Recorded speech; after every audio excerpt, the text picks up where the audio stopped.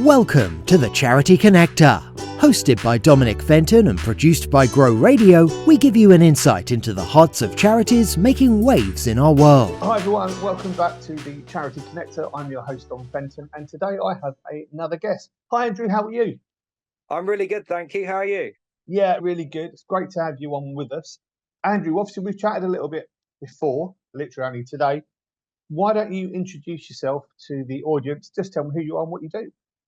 Hi there, I'm Andrew Burgess. I work in security, and obviously I am one of the founders of the Danny Butcher Foundation, a charity that that we're proud of, although we've got lots to do on it. And yeah, I'm also just sort of person that really likes to stand up for things and make a difference, should I say. That's great, and I think actually that's from a charity point of view, from any sort of organisation, I think that's really important. That actually there are people that want to stand up for right things, and hopefully by doing this podcast and us putting it out, we can obviously then sort of get you the support that you need to hopefully take the organisation organisation forward. So why don't you just give us a little brief history about the organisation? Sure. So basically, the Danny Butcher Foundation was started with the family of Danny when Danny tragically passed away. Danny he died by suicide, sadly, and he was a serving soldier at the time, and he was in significant debt, as well as he also did suffer from mental health, which was exacerbated by the debt. And obviously, I was one of the last people that Danny rang, and I was quite upset by Danny's passing, to the point where we wanted to make a difference for other people. The problem is, when Danny passed, it left a lot of things going on, should I say. And if I sound vague, it's because I want to watch what I say legally, which is a sensible thing to do. But along the lines of, I had an incident that took 4 years of my life, which will be available for anyone who wants to have a Google. And the incident locked me into litigation for 4 years. And within those 4 years, although the charity remained as it was, I personally was going through too much, as was everyone else around me, to maintain that charity. Sadly, we had trustees leave. We managed to do one donation of £500 to a veterans homeless charity that would assist. We've got money in the bank. We obviously could have more. We've been stasis for 4 years. And as soon as my situation over the 4 years had ended, I got a burning desire. We all did. We spoke, we sat there and we talked, and we said, shall we shut this charity down? And we all agreed it was Danny's legacy. And I'd then become fully content. I was just, I'm gonna shut this down right now. And then suddenly I started hearing a rumor like, a soldier that's got a similar story to Danny, they've lost money in the same way to Danny, wants to do a run. And I thought, oh yeah, whatever, here we go again. And then suddenly the next thing I see, I look on Facebook, and this soldier, Jason Jackson's his name, he's an ex-military veteran.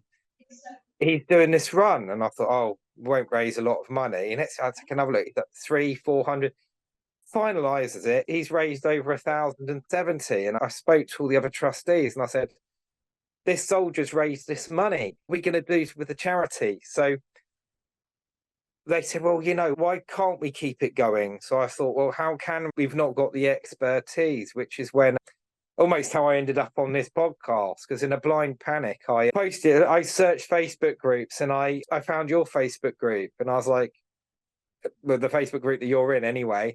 And I said, can someone help? And I had 3 people reach out. One said, look, I'll help you when I get some money. Another one, a founder of another charity, I think it's called Kira's Box, but don't quote me on that. But she's a great woman who runs this charity. She's potentially looking at coming on board as a trustee, and we've got our first trustees meeting on Friday. And I realised when Jason's money came through, it's currently sat in my bank account, not earning any interest, because he went to donate it and he couldn't. So I said, send it to me, I'll donate it. And I couldn't. So I started a little Monzo pot with zero interest, and I'm in the process now of moving over from total giving, hopefully, to just giving, getting all the documents together, which is my first step, because I had no idea that we probably have not been able to take donations. I mean, I thought they'd dried up for years now. I've cancelled the insurance because there's not a lot of money on there worth insuring at the minute in terms of that, which it will deplete it. We've got an accountant who's not charging us at the minute because there's not really a lot of work to be done. We haven't had donations. So we really want to rebuild this charity and make it something big. And, you know, we need all sorts of support. We're willing to listen, you know, IT, anything. I funded the original artwork and stuff out of my own money. I didn't take that. So the charity currently, other than when brief time we did have insurance, it really had no expenses other than insurance. So we really are keen to give all the money back to the causes that we support. Yeah. So I think in terms of that, let's start. And it's great that you've come on, and hopefully we can be that part to help you start the traction moving forward again. Because I know that the people who do listen to this, I'm as an individual, I'm very much a doer. So actually, rather than talk, I'd rather just get action and make things forward, you know, and just go rather than keep talking. Yeah. Let's put something on and let's do something, which is in some ways how this podcast came about. So in terms of, obviously, you're saying sort of give funding to the right causes and things like that. So at the moment where you're at, what would be those right causes? Are there particular areas where you go, actually, these are the areas we want to work with? So this is me talking from an opinion without consulting the other trustees, and this is why we have trustee meetings. Yeah. At the minute, the charity is focused on homeless and mental health, which I'm perfectly happy with. Now we might change the constitution, we might branch out to more things. A particular cause that's really helped me and Danny, it helped me in the Danny's situation, I believe, are things like the Free Speech Union and other things. So, and index on censorship, so people can talk freely, because there's a backlog where people can't talk freely. And that's how many things go on in society that nobody can talk about. So there's certain cases where things have to happen. And there's other cases I can mention in history, like I met a woman who did a piece on recent activity regarding oligarchs and things that were going on, and was shut down with legal threats. Well, she wasn't shut down, she fought it and won. But it's that sort of thing that I'm personally of the opinion that you should be able, as long as it's not illegal, you know, you're not plotting a crime or doing something nasty, you should be able to say it, and another person should be able to have a differing opinion. And Danny's family have received legal threats historically too. So I don't know whether that might be something they're interested in, but I wouldn't want to take the money that's already been donated to the charity. And again, it's only my opinion speaking, and repurpose it to those causes. I'd like to do initial fundraisers. For example, we could raise some money for the Free Speech Union, and I could do a half marathon and accept that money's where that's going to go, and people would donate understanding that. So I would like to branch out the causes that are close to our hearts, which now, in addition to homeless mental health veterans, personally, I really care about free speech.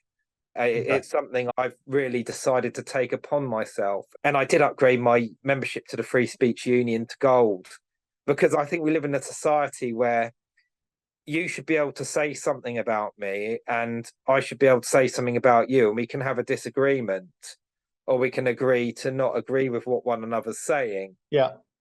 And that's a society I want to live in. I necessarily accept everyone's views. So that's something we might all agree is a triage to push forward. But we don't know until the Friday after this podcast was recorded, this Friday, but some Friday in the past for you guys. We don't know when we will be able to discuss that and see whether we go down that route. And it might be the fact that the other trustees say, well, hang on a minute, no. And we also need to know what red tape we've got and where we can do stuff by having more trustees with knowledge. So it's great we've got another trustee now with knowledge of charities and how they're run, but it would be great to have a real team behind us so we can grow the name of Danny Butcher, because I think it's a name that should live on in many ways and it should make a difference to many. And I think it's a legacy to him, and it has to be brought forth in the right way. And it has to also, I think it will also bring comfort to the family in the fact that there is something going on. Because I remember when we first started the charity, that it really helped the Butcher family cope. And I want to bring that feeling back, but have the feeling of a polished system, decent. We do have some all right IT at the minute, but some more decent IT, the foundations, get it all fully insured, fundraising, bona fide in terms of it is bona fide at the minute, but really, just so we can look at it and think that is a vision of what we really wanted, Yeah, no, and I think it's really important now to get that clarity in terms of where you're going to go, where you want to go, and obviously, yes, as we're recording, you've got a trustee meeting this week, and obviously, what we can, when people hear this, there will be clarity. There will be clarity in terms of where the direction the charity, the foundation is going to go, and obviously, the two causes that you're already involved with is sort of homelessness and sort of the mental health. Vitally important anyway. So, even when people hear this, if there is an opportunity for them to donate or do something to raise money, actually, they're massive causes anyway, and something really close to everyone's hearts. Yeah, and I would say I'd never suffered really from mental health until the incident happened to me. And I was reaching around for areas of support. And the problem is, if you have something really ongoing and difficult to tackle that goes on a number of years, it's hard to treat. It's not like you can just give someone drugs for that, or you can say, okay, here's the issue. This person's died. This will get better with time. If something's ongoing and there's no end to it and it's tackling you, the NHS really comes unstuck in terms of they offered me CBT, but then they worked out that the problem was real world. So it wasn't something random I was worrying about. And then they said, we can't do much. And along the lines of, they didn't say this precisely, but the impression I got was they couldn't really assist me unless I tried to kill myself, in terms of that's when they start enacting the protocol. So until then, you're more, well, stay calm. Counselling was too expensive. I spent a lot of money on lawyers. So I didn't have money for counselling, and I don't think counselling, I had a few free sessions and I don't think it would really work. To be honest, my counsellor told me she didn't know how I coped. I was like, oh, I don't know. That's why am I talking to you? So that's something that resources, that there really is a serious gap in resource, I do believe, for mental health, and people with problems that are just problems in terms of not something chemically wrong with their mind, which are some ways lucky people. But obviously because it's a problem that's happened that will one day go away.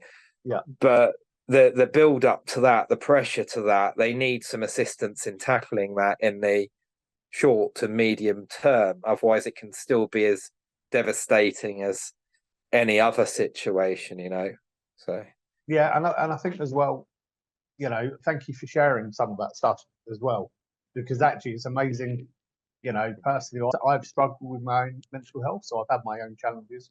And I think actually, when we admit these things and when we discuss these things, become a lot more personal.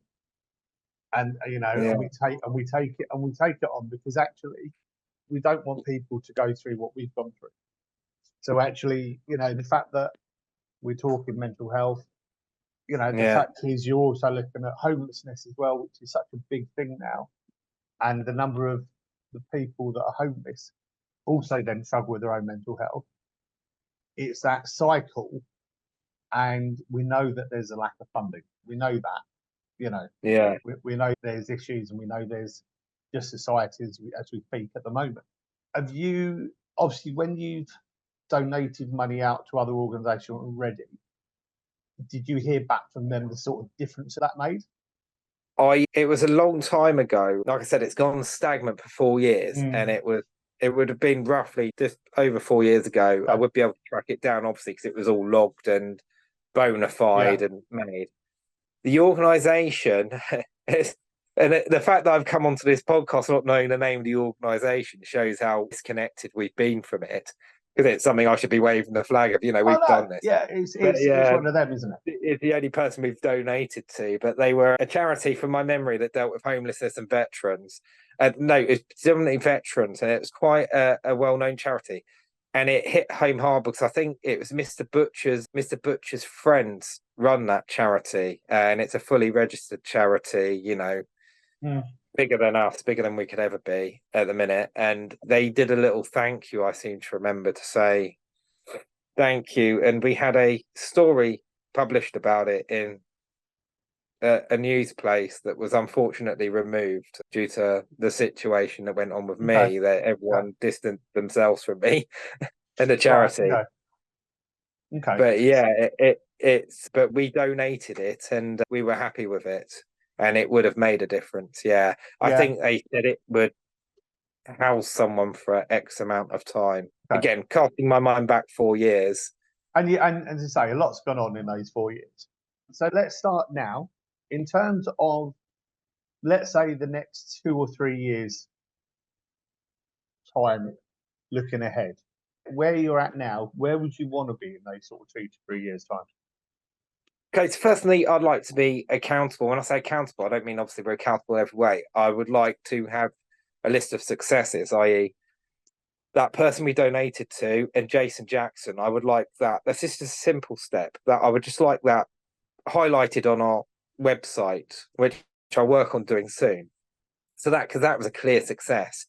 Then I would like more trustees with knowledgeable trustees. I also have learning difficulties. So I've got Asperger's I was diagnosed with. Well, and it can affect me doing stuff, technical things occasionally.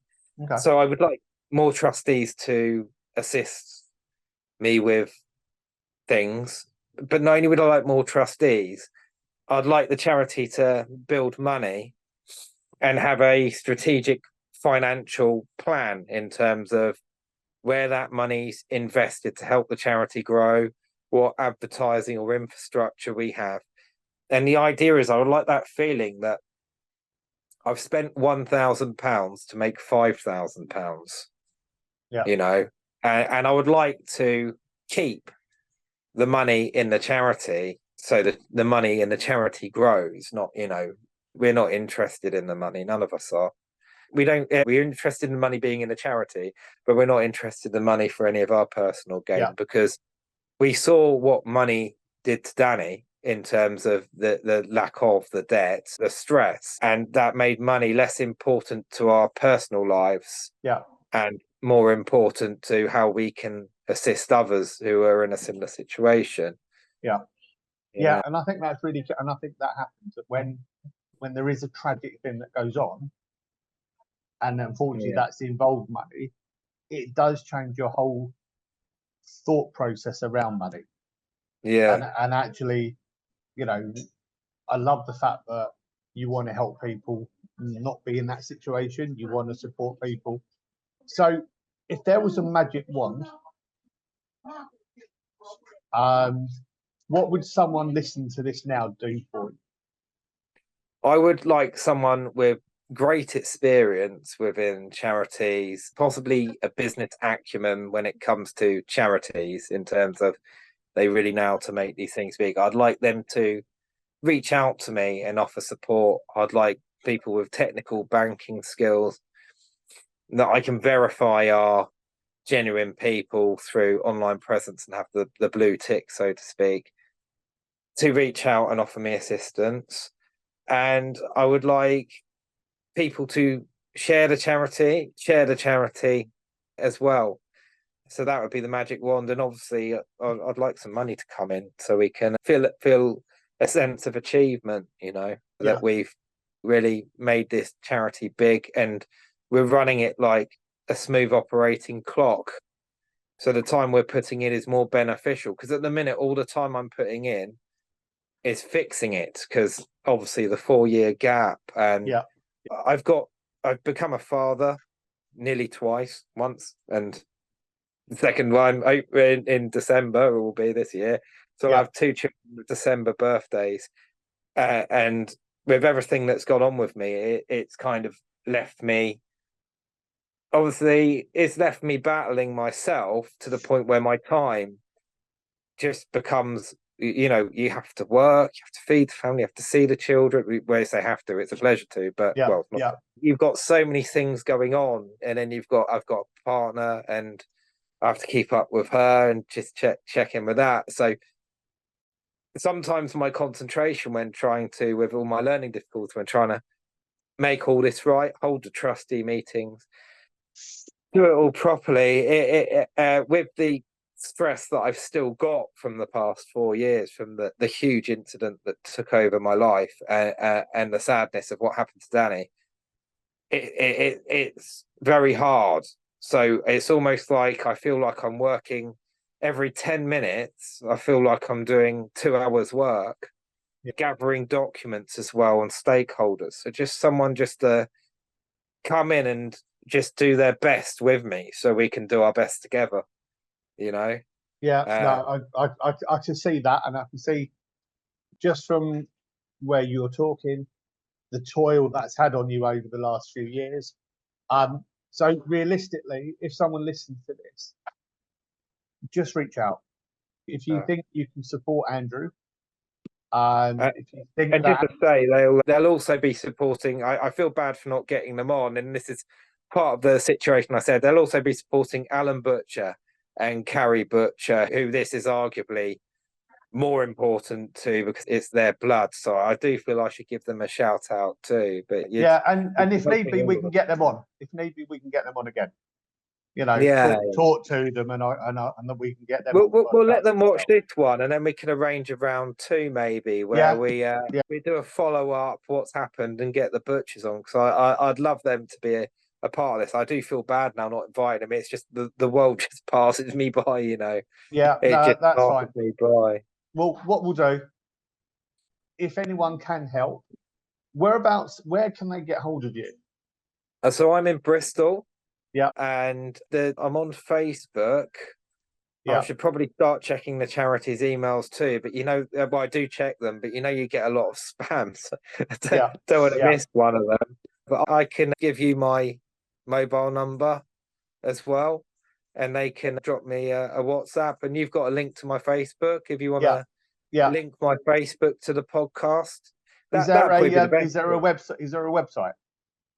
The Danny Butcher Foundation has a website, yeah. So do you know what that address is? I think it's dannybutcher.org.uk, but it will come up on Google. What we'll do, we'll add that on. We'll add that on when we put this out. Is there one last thing you'd want for anyone listening right now? Just if you guys are in a difficult place or whatever, also reach out to us, and keep everyone who's involved in charities, keep doing the great work and keep doing this amazing podcast. And it's really important to help others and try and change things, because if we don't try and change things, no one will, So just stay strong and reach out if you can help, and help us help others, hopefully, and help us restore Danny's name in the charity like we wish we had been all along. Amazing. No, Andrew, that's amazing. Keep up the work. Obviously, when we put this out, we'll share all your details on it as well. Yeah. Thank you, everyone, for tuning in. This will be out on YouTube and also Spotify and Apple Podcasts. This is the Charity Connector. I'm your host, Dom Benton, and I'll see you next time. Take care now. Thanks, Dom.